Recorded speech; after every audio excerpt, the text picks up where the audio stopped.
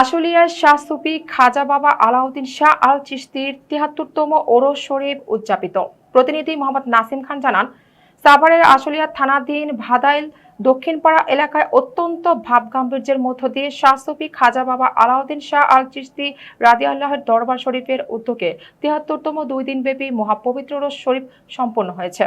গত ৮ ও ৯ এপ্রিল বুধবার ও বৃহস্পতিবার আশুলিয়া ভাদাইল দক্ষিণপাড়া আলু পাগলা বাজার সংলগ্ন দরবার শরীফ প্রাঙ্গণে এই ধর্মীয় উৎসব ও সাংস্কৃতিক অনুষ্ঠানের আয়োজন করা হয়।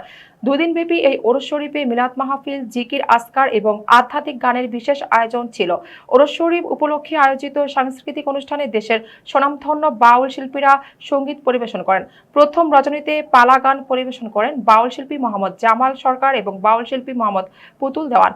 দ্বিতীয় রজনীতে লালন গীতি পরিবেশন করেন বাউল শিল্পী মোহাম্মদ ফারুক মণ্ডল, মোসাম্মদ অরপা খন্দকার ও রেহেনা পারভিন। তাদের পরিবেশিত আধ্যাত্মিক ও মরমী গানে মুগ্ধ হন আগত ভক্তবৃন্দ। অনুষ্ঠানে প্রধান অতিথি হিসেবে উপস্থিত ছিলেন আশুলিয়া থানা বিএনপির সাধারণ সম্পাদক ও ধামসোনা ইউনিয়ন পরিষদের সাবেক চেয়ারম্যান আলহাজ আব্দুল গফুর মিয়া।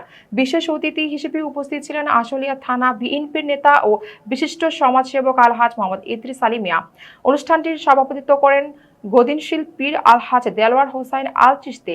এছাড়াও বিশেষ অতিথি হিসেবে উপস্থিত ছিলেন পীরজাদা ফরহাদ হোসাইন আল চিশতি এবং অনুষ্ঠানটির সার্বিক ব্যবস্থাপনায় ছিলেন আশুলিয়া থানা ছাত্র দলের সহসভাপতি মোহাম্মদ আলিম মোল্লা, মোহাম্মদ ভুট্টো খান সহ আরও অনেকে। দরবার শরীফের ভক্তবৃন্দ ও এলাকাবাসীর সার্বিক সহযোগিতায় আয়োজিত এই ওরস শরীফে কয়েক হাজার ভক্ত আশিকান সমবেত হন। অনুষ্ঠান শেষে দেশ ও জাতির কল্যাণ কামনায় বিশেষ মোনাজাত এবং তবারক বিতরণ করা হয়।